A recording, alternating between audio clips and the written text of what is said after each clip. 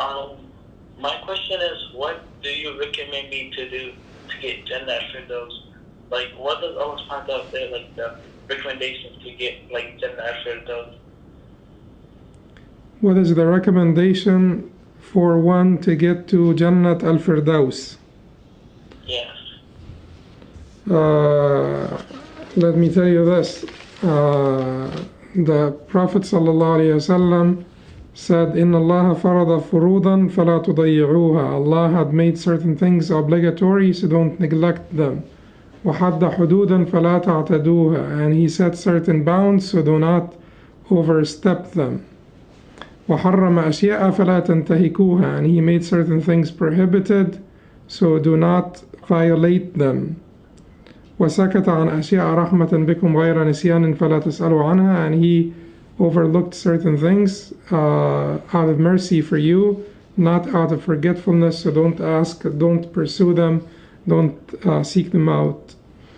So it is basically, it is pretty simple, brother. It is to make sure as a baseline that you do not violate the bounds of Allah, the set bounds of Allah, that you do not neglect the obligations of Islam, the major obligations of Islam, that you do not violate the prohibitions. And then afterwards, Allah subhanahu wa ta'ala in a divine or a holy hadith said, ما تقرب إلي عبدي بشيء أحب إلي مما افترضته عليه. My servant does not draw closer to me by anything more beloved to me than that which I made obligatory on him.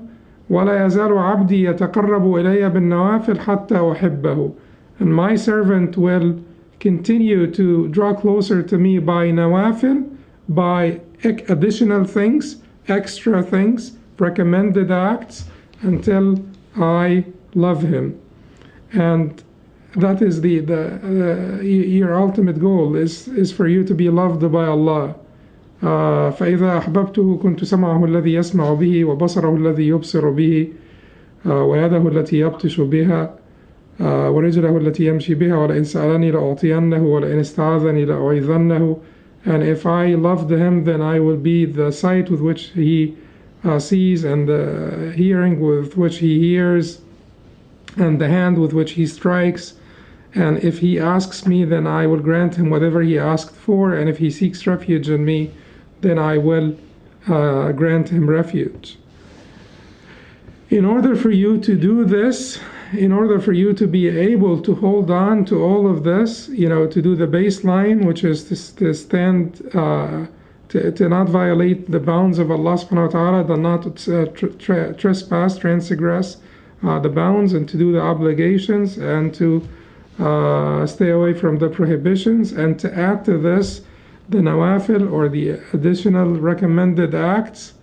It is extremely important for you that you have Allah subhanahu wa ta'ala in your heart, in your presence, as the Prophet sallallahu alaihi wasallam said when Jibreel asked him about al-ihsan, or excellence, أن تعبد الله كأنك تراه فإن لم تكن تراه فإنه يراك. Excellence is to worship Allah as if you see Him, and if you do not see Him, then know that He sees you.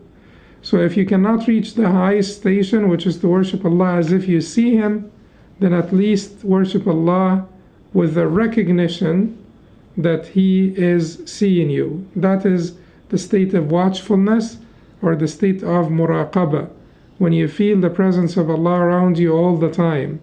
This will enable you, this requires a lot of remembrance, and requires like boosting your iman by doing a lot of good ibadat, or acts of worship in private, in secret, to basically develop your devotion, develop your dedication, boost your iman, until you reach that station of muraqabah, or watchfulness, station of yaqadha, wakefulness, when you're always aware, cognizant of the presence and greatness of Allah, and that Allah is watching over you. When you reach that station, all of what I mentioned before will be easy for you to hold on to. whether it is the baseline, which is extremely important that we hold on to all the time, or going beyond the baseline by doing additional things that will get you even closer to Allah and make you beloved by Allah subhanahu wa ta'ala.